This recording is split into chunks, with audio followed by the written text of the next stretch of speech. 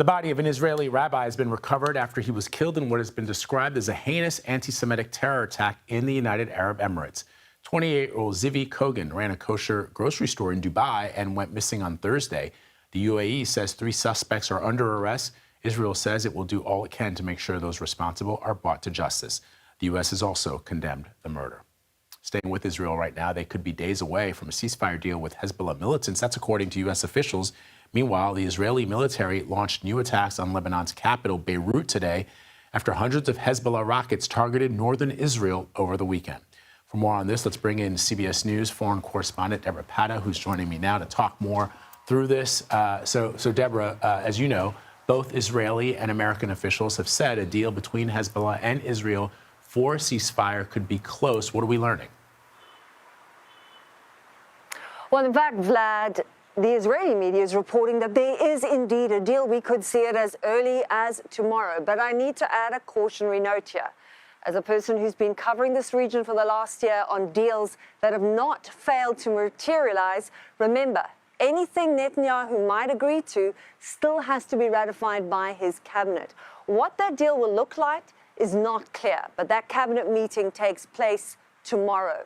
Now, we do know it will probably focus on setting up an international committee to monitor the implementation of a previous ceasefire that was agreed to all the way back in 2006, which ended a then month-long war between Hezbollah and Israel. That agreement was never properly implemented.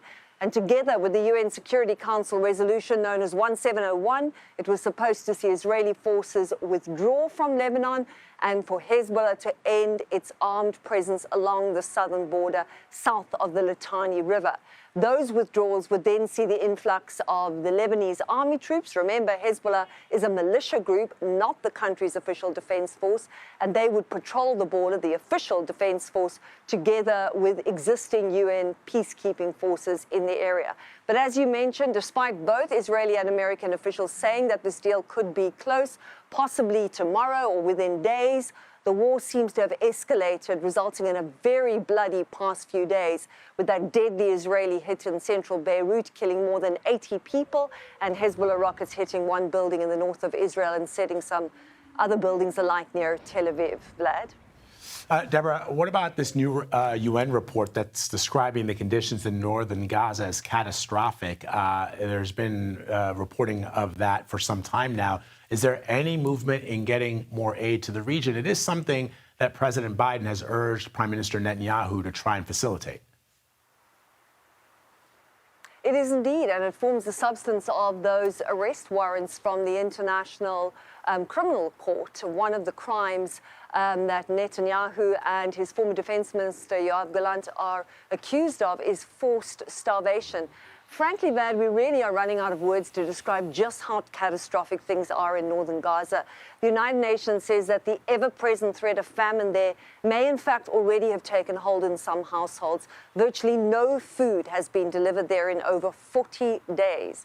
And now, prior to the war, 500 aid trucks entered Gaza every single day. Now it's a fraction of that, with the amount of aid being led in by Israel at almost its lowest point for this entire war. There is basically no food and no water in northern Gaza. Everyone is hungry, and the trickle of aid that does get in is also in danger of being targeted by looters. And to add insult to all of this, the weather has also turned here. It's very cold and rainy. Winter has arrived with a vengeance, and for people who've been displaced, this wet, miserable weather is also going to cause further problems. Vlad? It's terrible. Deborah Pata reporting for us tonight from Jerusalem. Thank you, Deborah.